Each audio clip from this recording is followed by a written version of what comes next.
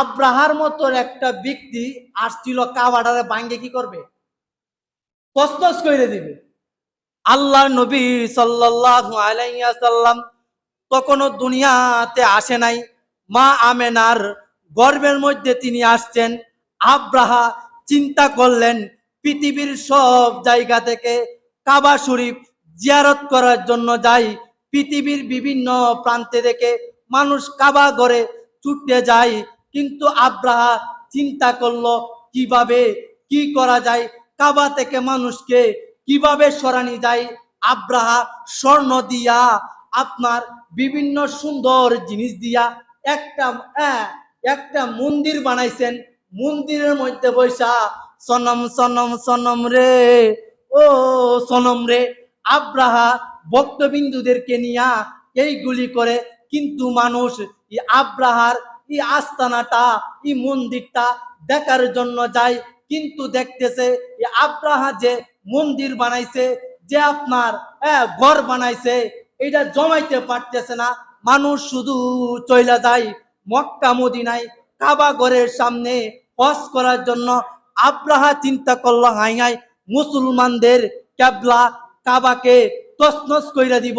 ও কেমনে তছনছ কইরা দিবে? আব্রাহা আপনার 50,000 সৈন্যবাহিনী নিয়া 6,000 হাতি নিয়া কাবার ঘরের দিকে যাইতেছে, কাবাকে ভাঙ্গার জন্য, কাবাকে তছনছ করে দেওয়ার জন্য। কাবার মুতাল্লি ছিলেন রসুলের চাচা আব্দুল মুত্তালিব। আব্দুল মুত্তালিবকে আয়েশা বলতেছেন, হে আব্দুল মুত্তালিব, আপনি তো কাবার মুতাল্লি, কাবার চাবিটা তো আপনার কাছে। হে আব্দুল মুত্তালিব, আমরা আসছি কাবাকে ভেঙে দেওয়ার জন্য। আব্দুল মুত্তালিব বলে, কাবা ভাঙ্গেন আর না ভাঙ্গেন এটা আমি বুঝি না। আপনার লোকেরা, আপনার সদস্যরা আমার 50টা উট নিয়ে গেছে, কাজেই আপনার লোকদেরকে বলেন আগে আমারই 50টা উট দিত। বাচ্চা আব্রাহা তো আশ্চর্যান্বিত হয়ে যায়, আরে আপনি কাবার পাহারাদারি করেন, কাবার কি করেন, রক্ষণাবেক্ষণ করেন, আপনি আমার নিকট উনয় বিনয় করবেন যে আপনি কাবাটা কি করেন না, ভাঙ্গেন না, আর আপনি উল্টা বলতেছেন যে হে বাচ্চা, আপনার সদস্যরা আমার 50টা উট নিয়ে গেছি, 50টা উট দেন। তখন রসুলের চাচা, রসুল কিন্তু এখনো দুনিয়াতে আসে নাই, রসুল দুনিয়ার 50 দিন আগে আব্রাহা চাইছিল কাবা ঘর ভেঙ্গে মূর্তি স্থাপন করবে। তো রসুল্লাহ সাল্লাল্লাহু আলাইহি ওয়াসাল্লাম দাদা আব্দুল মুত্তালিব বলতেছেন, হে আব্রাহা, উটের মালিক হইলাম আমি, আর কাবার মালিক হইল আল্লাহ। আল্লাহ যদি চাই আল্লাহর জমিনে ইসলাম থাকতো, আল্লাহ কাবা রাখবে। আর যদি আল্লাহ চাই ইসলামকে নিস্তেনাবুদ হয়ে যাক, তাহলে আল্লাহর কাবা কি করবে, ভেঙ্গে ফেলবে। রাসূলুল্লাহ সাল্লাল্লাহু আলাইহি ওয়াসাল্লাম এর দাদা কাবার গিলাফে দইরা সারা রাত্র কাটছে যে হে কাবার মালিক, আব্রাহার 6,000 হাতি নিয়া এবং 50,000 সৈন্যবাহিনী নিয়া আসতেছে রে মৌলা, কাবাকে ধ্বংসের জন্য, কাবাকে নিস্তেনাবুদ করার জন্য। এ কাবার মালিক, আমরা তো দুর্বল মানুষ, আমরা তো দুর্বল মানুষ, আমরা একেবারে দুর্বল। হে কাবার মালিক, আপনি আপনার কাবাকে বাঁচান, আপনি আপনার কাবাকে হেফাজত করেন। যখন আব্রাহা তার বাহিনী নিয়ে আসতেছিল, তখন আল্লাহ পাক রব্বুল আলামিন আবাবিল পাখিকে বললেন, হে আবাবিল পাখি, টুটের মধ্যে একটা কঙ্কর নিয়ে যায় এবং দুই পায়ের মধ্যে দুইটা কঙ্কর নিয়ে যায়। যখনই আবাবিল পাখি কঙ্কর নিয়া জাকের জাক আসলো এবং কি করলো, আপনি হস্তি বাহিনী, হাতি বাহিনীর শরীরের মধ্যে দিল। হাতির শরীরের মধ্যে যে হাতিটার শরীরে পাখির একটা কঙ্কর পড়লো, ওই হাতিটা কি করলো, সঙ্গে সঙ্গে মারা গেল। সুবহানাল্লাহ বলতেন না? আরো জোরে বলেন সুবহানাল্লাহ। ছোট্ট একটা কঙ্কর দ্বারা কি করলেন, একটা হাতিরে কি করলেন, হত্যা করলেন। তো এই কঙ্কর যাদের শরীরে পড়ছে, কঙ্কর যদি ভাই মাথার দিয়া পড়তো, তাহলে আপনার নিচ দিয়া নারী ভরি ছিদ্র হয়ে বেরোতো। আল্লাহু আকবার বলতেন না? এই আহাম্মকটা কি করতে চাইছিল, কাবা ধ্বংস করে দিতে চাইছিল। বরং কাবা ধ্বংস করতে গিয়ে আব্রাহারা এবং তার হাতি বাহিনী নিজেরাই ধ্বংস হয়ে গেছে। জুমার নামাজ আদায় করা হয়, আমার কোন উম্মত যদি জুমার মসজিদে নামাজ আদায় করে, আল্লাহ পাক রব্বুল আলামিন তার প্রত্যেক রাকাতের বিনিময়ে 500 গুণ সওয়াব বাড়ায় দেয়। সুবহানাল্লাহ। ভাই সুবহানাল্লাহ একটু জোরে বলেন, সুবহানাল্লাহ একটু জোরে বলেন ভাই, সুবহানাল্লাহ আরো জোরে বলেন সুবহানাল্লাহ। ভাই আমাদের প্রয়োজন হইল ইসলাম সম্পর্কে জানা। আবার নবীজি এটাও বলেন যে কোনো ব্যক্তি যদি যে মসজিদে জুমার নামাজ পড়া হয় না, ওই মসজিদে যদি কোনো ব্যক্তি নামাজ পড়ে, তাহলে প্রতি রাকাতে 50 গুণ সব তার আমল নামায় লিখে দেয়। সুবহানাল্লাহ। আরো জোরে বলি ভাই সুবহানাল্লাহ। নবীজি আমাদের জন্য কত সুন্দর করে বুঝাইছে। আরো উম্মতকে বোঝায়, হে আমার উম্মতেরা, আমার কোন উম্মত যদি কাবার সামনে, কাবা শরীফের মধ্যে নামাজ আদায় করে, আল্লাহ পাক রব্বুল আলামিন প্রতি রাকাতে 1,00,000 গুণ সওয়াব বাড়াইয়া দেয়। সুবহানাল্লাহ।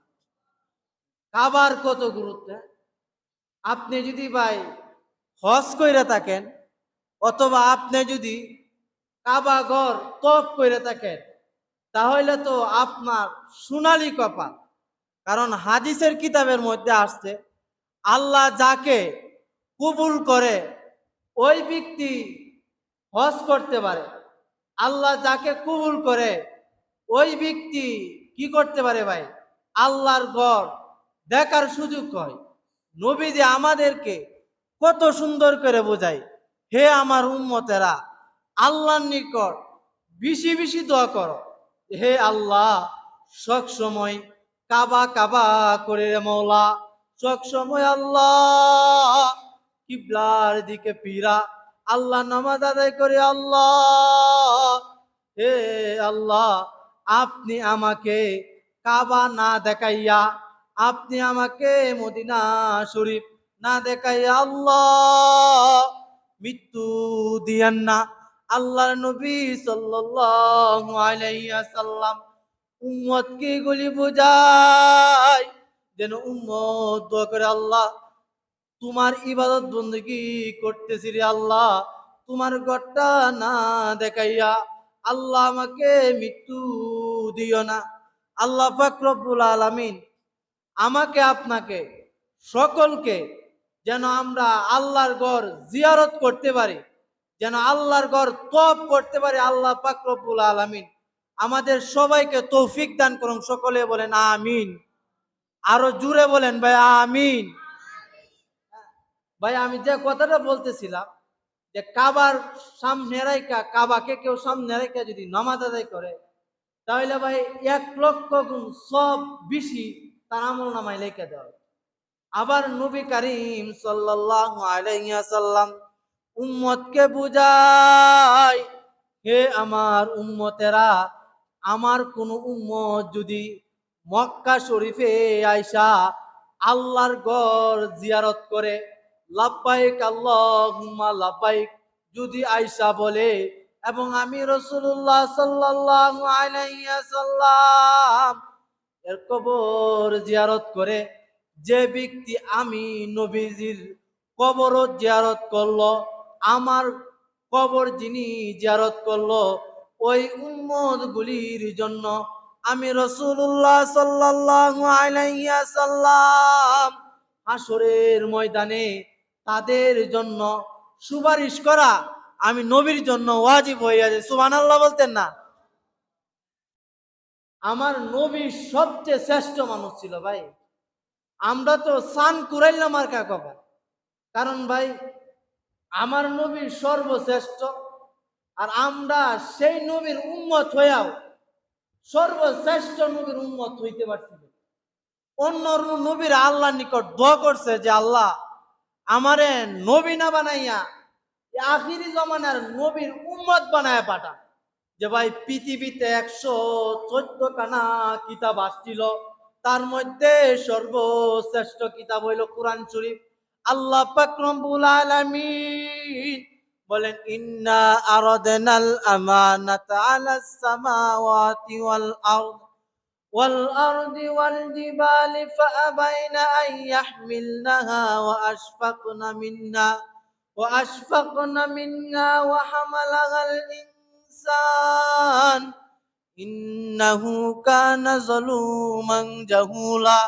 আল্লাহ পাক রব্বুল আলামিন কুরআন আসমানকে দিতে চাইলেন।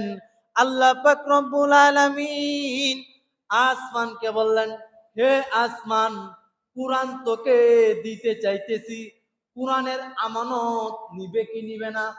আসমান বলে, আল্লাহ, আপনার কুরআন এত দামি আমানত, আপনার কুরআন এত ইজ্জতওয়ালা আমানত, আল্লাহ আমি কুরআনের ভার নিতে পারবো না।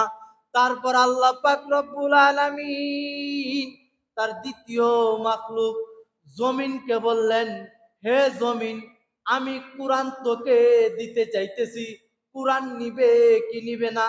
জমিন আল্লাহর নিকট বলে, আল্লাহ, তোমার প্রথম মাখলুক আসমানকে রে মওলা কুরআন দিতে চাইছিলেন, আসমান নিতে চাই না আল্লাহ। আল্লাহ আমি জমিনকে মওলা কুরআন দিতে চাইতেছে আল্লাহ, আল্লাহ আমি জমিনও কুরআন নিতে পারবো না। তখন আল্লাহ পাক রব্বুল আলামিন তার তৃতীয় মাখলুক পাহাড়কে বলতেছেন, হে পাহাড়, আমি কুরআন তোকে দিতে চাইতেছি, কুরআন নিবে কি নিবে না? পাহাড় বলে, রে মাওলা, তোমার প্রথম মাখলুক আসমানকে দিতে চাইলে রে আল্লাহ, আসমান নিতে চাই না। কুরআন এটা দামি কুরআন, কুরআন এটা সম্মানিত কুরআন, উজুনি কুরআন, বাড়ি কুরআন, দামি কুরআন, আল্লাহ আসমান নিতে চাইল না। আল্লাহ জমিনকে দিতে চাইলেন, কুরআন জমিনও নিতে চাই না। আল্লাহ আমি তোরে মওলা পাহাড়, আমি তো আল্লাহ তুচ্ছ মানুষ রে মওলা, আমাকে কুরআন দিতে চাইতেছেন আল্লাহ, আমি ওই কুরআনের ভার নিতে পারবো না। তখন আল্লাহ পাক রব্বুল আলামিন মানুষকে বললেন, হে মানুষ, কুরআন নিবে কি নিবে না? মানুষ একই কথা বলে যে, আল্লাহ আসমানকে দিতে চাইলেন কুরআন, আসমান নিতে চায় না। জমিনকে দিতে চাইলেন কুরআন, জমিনও নিতে চায় না। পাহাড়কে দিতে চাইলেন মওলা, পাহাড়ও নিতে চায় না। আল্লাহ আমি তো তুচ্ছ মানুষ, আমাকে যেহেতু আল্লাহ আপনি বলতেন, আল্লাহ আমি জানি মওলা আমি কুরআন নিতে পারবো না রে আল্লাহ, কিন্তু যেহেতু আল্লাহ আপনি বলছেন রে মওলা কুরআন নেওয়ার জন্য রে মওলা, আমি জানি রে মওলা কুরআন তো সম্মানিত কুরআন, কুরআন তো দামি কুরআন। ও কুরআনের দাম কত?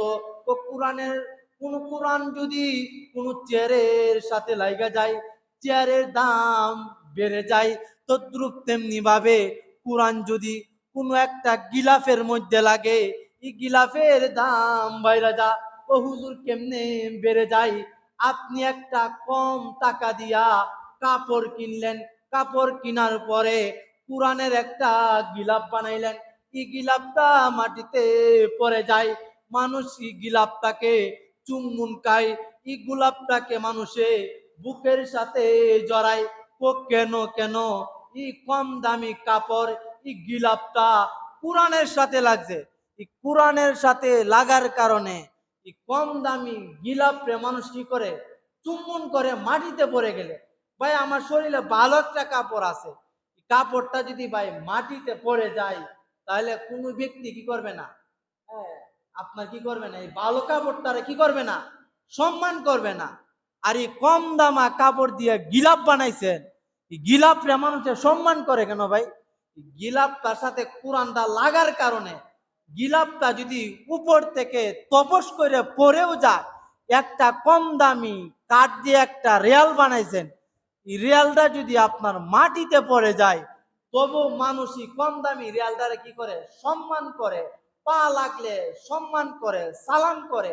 ভাই আপনার ঘরের মধ্যে 50,000 টাকা দিয়ে একটা ফার্নিচার বানাইছেন, কিন্তু ফার্নিচারের মধ্যে কেউ যদি পা লাগে, কোনোদিন কেউ ভাই ফার্নিচারে কি করে? সালাম করে ভাই? ভাই একটু হানা বলেন, সালাম করে ভাই? সালাম করে না, কিন্তু এই কম দামি কাপড়, এই কম দামি কাঠ কোরআনের সাথে লাগার কারণে, কাঠটা পায়ের সাথে লাগার কারণে মানুষ এই কাঠটারে কি করে ভাই? সম্মান করে। কেন সম্মান করে ভাই? কোরআনের সাথে কাঠটা লাগার কারণে মানুষ তাই কি করে? সম্মান করে। পৃথিবীতে যত মানুষ আছে, এই মানুষদের মধ্যে আসমানের নিচে জমিনের উপরে সবচেয়ে দামি মানুষ উলামায়ে কেরামরা। কেন ভাই? প্রশ্ন জাগে না ভাই? প্রশ্ন আছে, উত্তরও আছে।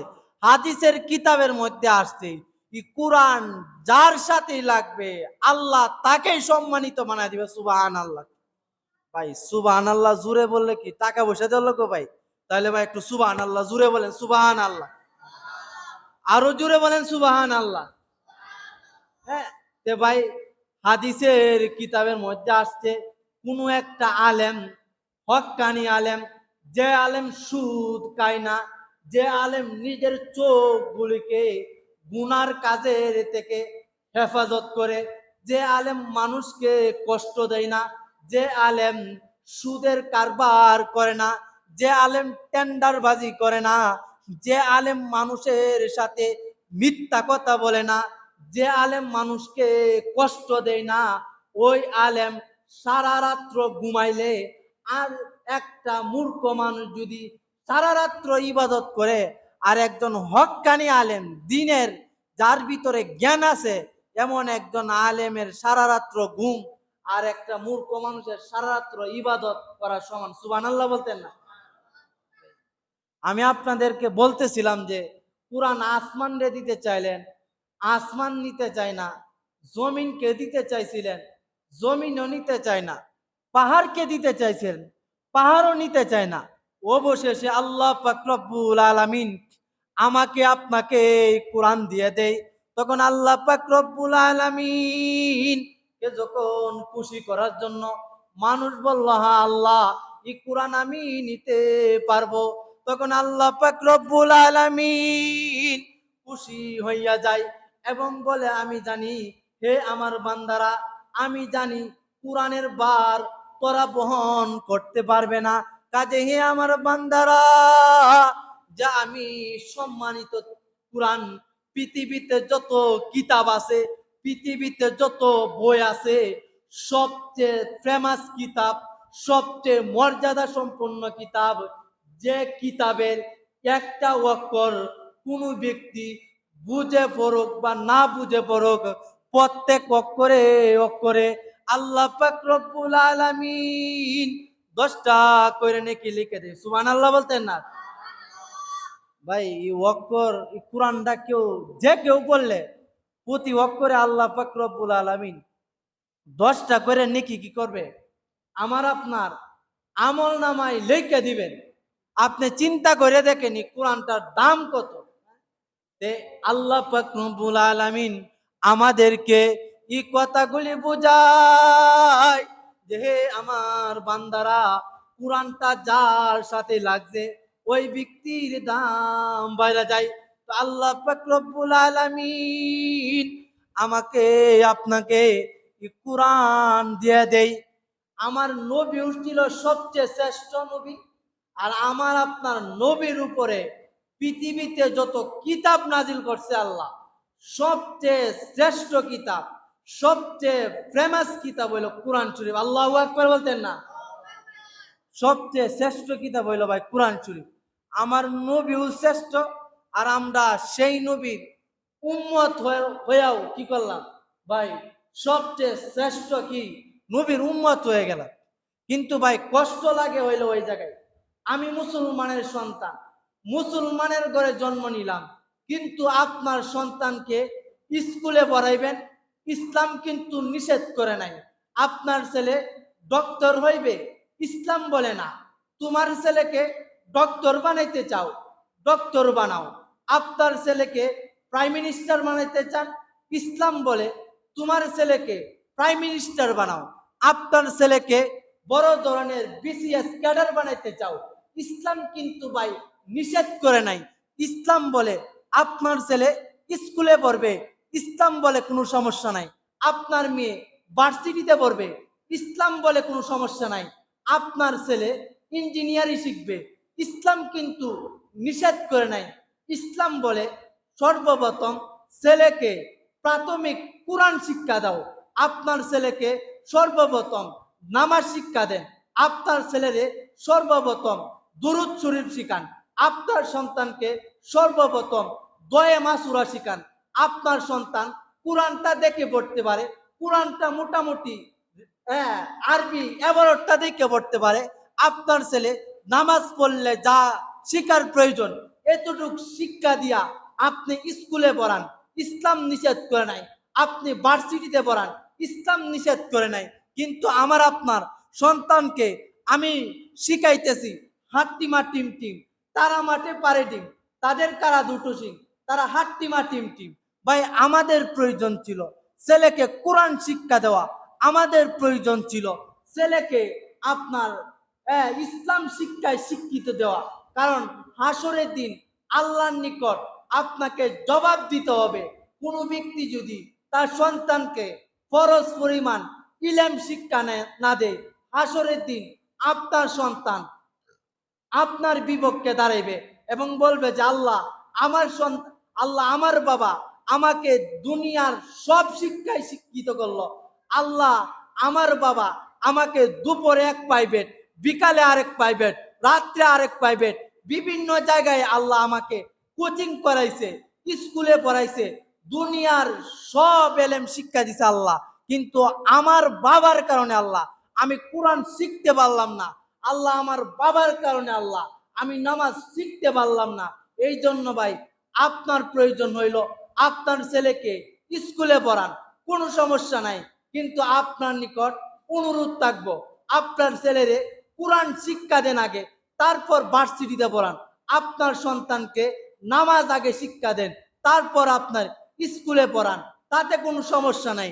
এই জন্য আমাদের কাজী নজরুল আমাদেরকে বলে গেছিল যে যেদিন তুমি এসেছিলে ববে, কেঁদেছিলে তুমি, হেসেছিলে সবে, এমন জীবন নিয়ে করিও গঠন, মরিলে হাসিবে তুমি কাঁদিবে ভুবন। হ্যাঁ এটাই সহি কথা।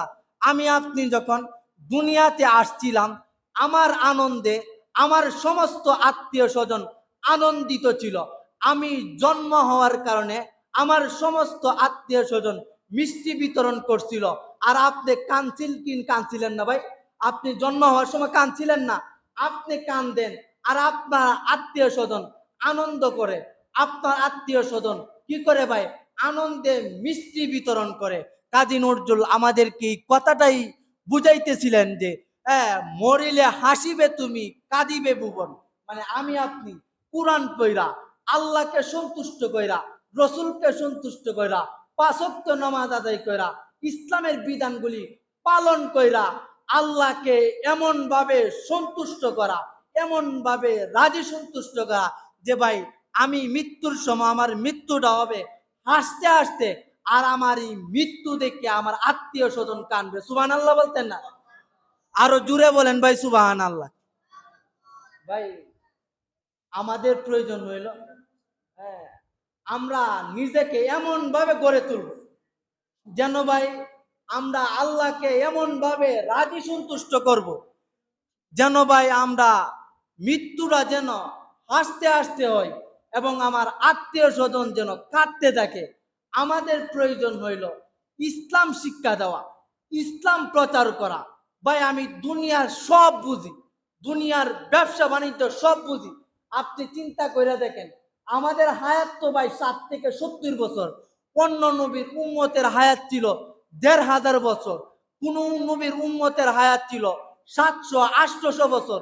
যখন অন্য নবীর উম্মতেরা জানতে পারছেন যে আখিরি জমানার নবীর একটা উম্মত আসবো, যে উম্মতের হায়াত হইব 60 থেকে 70 বছর, তখন অন্য নবীর উম্মতেরা নবীদেরকে জিজ্ঞাসা করে, হে নবী আখিরি জামানার নবীর উম্মত আসবো, তাদের হায়াত হইব 60 থেকে 70 বছর, আর আমাদের হায়াত হইল 1500 বছর, কারো হায়াত 1000 বছর। কাজে আমরা এত লম্বা 1500-1000 বছর হায়াত পাওয়ার পরেও আমরা কি করি না? ঘর বাড়ি বানাই না, ছোট্ট একটা তাঁবুর মধ্যে আমাদের 1000 বছরের হায়াত শেষ করে ফেলাই। এ নবী, আখিরি জমানার নবীর উম্মতের হায়াত হইবে 70 থেকে 80 বছরের ভিতরে। সমস্ত উম্মত গুলি কবরস্থানে দাফন হইয়া যাইবে। তারাও কি আবার বাড়িঘর বানাইবে? তাদেরও কি আবার বাসস্থানের প্রয়োজন হইবে? তখন অন্য নবীরা বলতেছেন, আরে তোমরা 1000 বছরের হায়াত পায়া, 1500 বছরের হায়াত পায়াও একটা তাঁবুর মধ্যে 1500 বছর, 1000 বছর কাটায়া দাও এবং চিন্তা করছো, হাই হাই 1500 বছর পর তো আমার মৃত্যু বরণ করতে হবে, কাজে আমি বিলাসবহুল বাড়ি বানায়া কি করব? কারণ আপনি একটা 5 তলা বিল্ডিং করছেন হাসরের ময়দানে, আল্লাহ আপনাকে কনায় কান্দা, হ্যাঁ, কনায় কনায় হিসাব করবে, গন্ডায় গন্ডায় হিসাব করবে, পাই টু পাই হিসাব করবে। 5 তলা বিল্ডিং যে বানাইছস, টাকাগুলি কোন কাজে আনছস, কোন কাজে ব্যয় করছস, হিসাব দিতে হবে। অন্য নবীর উম্মতেরা বলতো যে আমরা তো একটা তাঁবুর মধ্যে 1500 বছরের হায়াত কাটায় দিছি, আখিরি জমানার নবীর উম্মত আসবে 70 বছর, 80 বছর, তারাও আবার কি ঘর বাড়ি বানার প্রয়োজন হইবে। হে আমার উম্মতেরা, তারা তো বিলাসবহুল বাড়ি বানবে, ডুপ্লেক্স বাড়ি করবে, ডিপ্লেক্স বাড়ি করবে, হ্যাঁ, সুন্দর সুন্দর টাইস মোজাইক করা বাড়ি করবে। আগের যুগের উম্মতেরা হাসতো, এত সুন্দর সুন্দর বাড়ি বানায় কি করবে? কারণ 70-80 বছর হায়াত তো একটা তাঁবুর মধ্যে গাইরা তাঁবুর মধ্যে শেষ হয়ে যায়। হুজুর কেমনে কেমনে? আপনি যদি 80 বছর হায়াত পায় থাকেন, ভাই আমার কথার উত্তর দিবে, বুঝেন, বুঝে থাকলে বলুন তো, আপনারা নিয়মিত কয় ঘন্টা ঘুমান ভাই? ভাই আমার কথা মনে হয় বুঝেন, নিয়মিত কয় ঘন্টা ঘুমান? নিয়মিত ভাই কয় ঘন্টা ঘুমান কেউ জানেন না? নিয়মিত কয় ঘন্টা ঘুমান? সাধারণত আমরা জরিপ করলে দেখা যায় কয় ঘন্টা ভাই? 8 ঘন্টা। কয় ঘন্টা ভাই? 9টা থেকে হিসাব করে দেখেন, 8 ঘন্টা। আচ্ছা ভাই, আমরা তো দুনিয়ার ব্যবসা বাণিজ্য হিসাব করি, আপনি যে ভাই নিয়মিত 8 ঘন্টা ঘুমাইতেছেন, আপনি যদি ভাই 80 বছর, আপনাদের এলাকাতে সাধারণত 80-90-এর ভিতরে, 70-80-র ভিতরে অধিকাংশ মানুষ মারা গেছে না? যারা মারা গেছে একটা জরিপ করে দেখেন, 80-70-এর ভিতরে অধিকাংশ মারা গেছে না? 70-80 বছরের ভিতরে মানুষ অধিকাংশ মারা যায়। আপনি যদি ভাই 60 থেকে 80 বছর যদি হায়াত পান, আপনি যদি নিয়মিত 8 ঘন্টা করে ঘুমান, আর এইভাবে যদি হায়াত যদি পান 80 বছর, আডে আডে কত ভাই?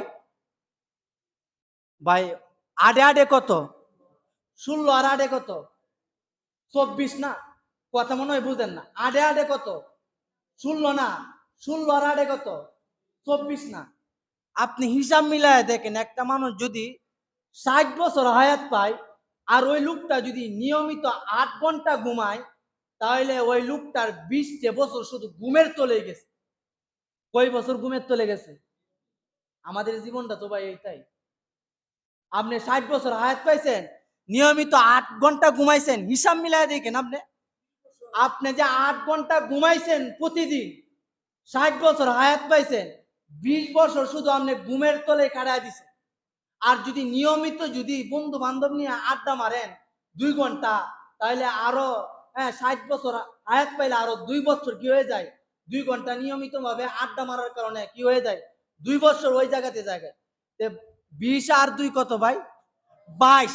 আর আপনি বালে হইতে লাগছে 15 থেকে 20 বছর, তাহলে কত? 20 এনে বাদ দিন, কত হয়েছে? 42। হায়াত পাইছেন কয় বছর? আপনি বিদেশ কামাইছেন, সংসারে সময় দিছেন, কত কিছু করলেন, ইবাদত বন্দি কয় ঘন্টা করলেন? আমার একটু হিসাব।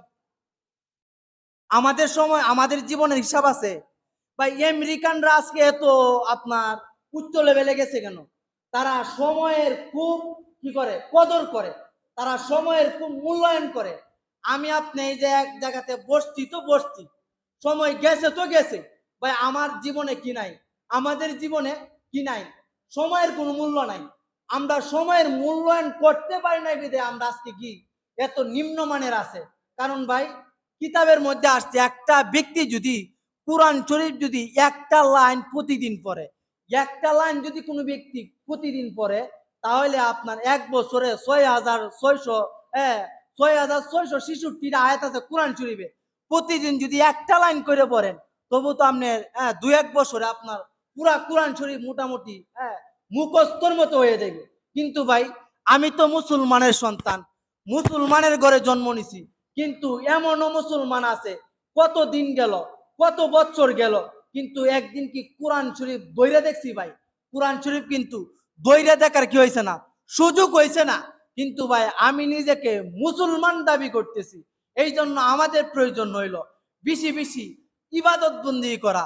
তো ভাই, আমি আপনাদেরকে বলতেছিলাম যে কাবা এমন একটা ঘর, যে ঘরের মধ্যে কোনো ব্যক্তি এক রাকাত নামাজ আদায় করলে আল্লাহ পাক রব্বুল আলামিন 1,00,000 রাকাত নামাজ পড়লে যে পরিমাণ সওয়াব, এই পরিমাণ সওয়াব তার আমলনামায় লিখে দেয়। সুবহানাল্লাহ, সুবহানাল্লাহ। সবাই পকেটে বলেন সুবহানাল্লাহ, আর জোরে বলেন সুবহানাল্লাহ।